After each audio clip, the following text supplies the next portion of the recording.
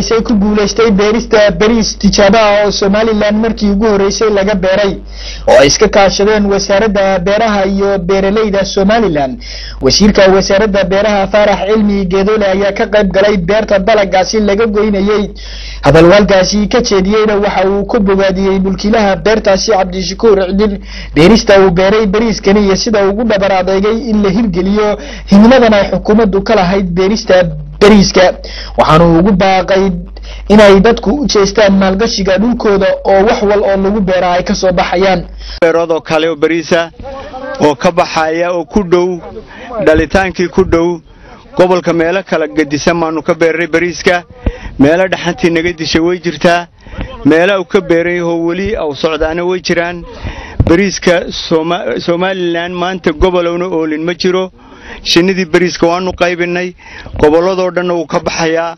duqa degmada Berbera Cabdulle Maxamed Cali ayaa sheegay inay tahay guul wax ku ool ah in gobolka Saaxil markii ugu horeysay bariiskii laga beeray maanta birihiisii laga soo gooyay. Somaliland taariikh u soo korodhay oo dhinaca horumarka shaqeynaya.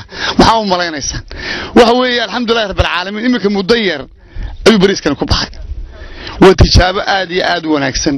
waxaan fursadan aad ugu mahadnaqayaa runtii wasaaradda beeraha oo wasiirkeedu inala joogo. aad iyo aad waxaan ugu mahadnaqayaa ustada oo jecel inay wax soo saaran oo miraaka dhaliyaan hadii jeeraale oo u samra banaaduguna hadaan u samrin waxba guul laga gaaro.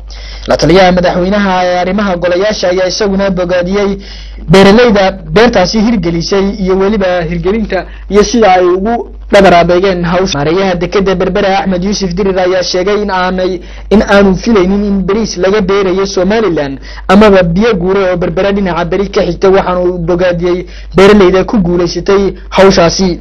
Cabdishakuur Cidin oo maarayaha warshada leydhka lehna beertani ayaa amaanay wasiirka dadaalka uu la garab taagan yahay beeralayda iyo sida uu siirkan ugu caawiyay iyo siir kale oo dalagyo ay haatan beerayaan.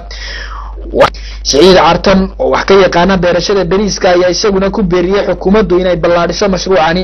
waa markii ugu horeysay ee Somaliland laga beero bariiskaasi oo ay beereen beeralayda biyo guure oo dhinaca bari kaga beegan magaalada Berbera ayaa noqonaysa tallaabo muhiim ah oo ay beeralayda iyo wasaaradda beeraha Somaliland iska kaashadeen oo xaqiijisay in Somaliland beeran karto bariis ay leedahay. Cabdikariim Saciid Saalax, Home Cable TV, Berbera.